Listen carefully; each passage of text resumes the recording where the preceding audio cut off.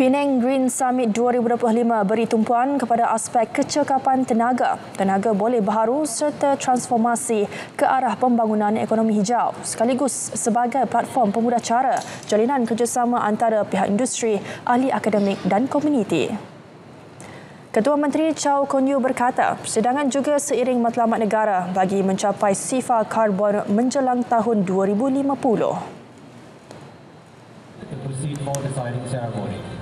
Kolaborasi untuk merancang, mengeluarkan dasar, melaksanakan program, mengambil tindakan action, membantu Malaysia mencapai matlamat yang kita janjikan kepada antarabangsa, iaitu net zero menjelang tahun 2050.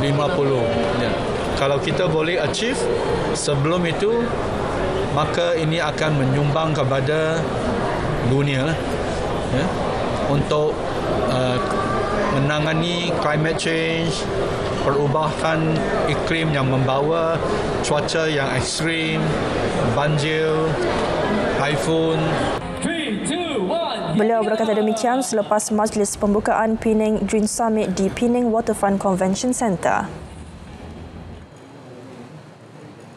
Susulan insiden cerun runtuh, semakan semula akan dilaksanakan Kerajaan Pulau Pinang sebelum membuka semula Jalan Tun Sardon balik pulau yang ditutup bermula 23 Oktober lalu. Oleh kerana itu, usaha-usaha kerja-kerja mitigasi cerun dan juga pembersihan jalan, juga mengeluarkan batu-batu yang besar, boulders, telah mengalami kelewatan disebabkan cuaca yang kurang baik.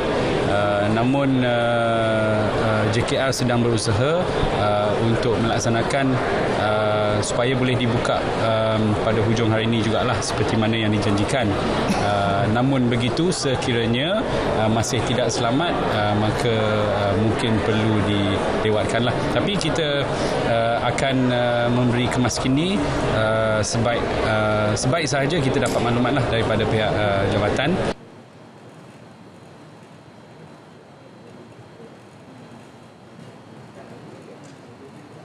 Membunuh tanpa niat 7 tahun lalu, 2 sekawan dijatuhi hukuman penjara 18 tahun. Kedua-dua tertuduh diperintah menjalani hukuman mulai tarikh mereka ditahan pada 2018. Hakim Mahkamah Tinggi Ipoh Datuk Bhupinder Singh Gurcharan Singh Prit menjatuhkan hukuman itu terhadap Wong Mun Fai dan Tan Chun Hao selepas mereka mengaku memahami pertuduhan alternatif di bawah Seksyen 304(A) Kanun Keseksaan. Mengikut pertuduhan, kedua-dua tertuduh berusia 33 tahun itu secara bersama membunuh Heng Wei Yong berhampiran tiang elektrik di ladang kelapa sawit Jalan Kampung Banjar, Teluk Intan pada 15 November 2018. Mereka sebelum ini didakwa atas pertuduhan membunuh di bawah Seksyen 302 Kanun Keseksaan, namun pertuduhan dipinda kepada menyebabkan kematian tanpa niat. Dalam kejadian, hasil laporan bedah siasat mendapati mangsa meninggal dunia akibat luka tikaman sebelum mayatnya dibakar bagi melupuskan identiti.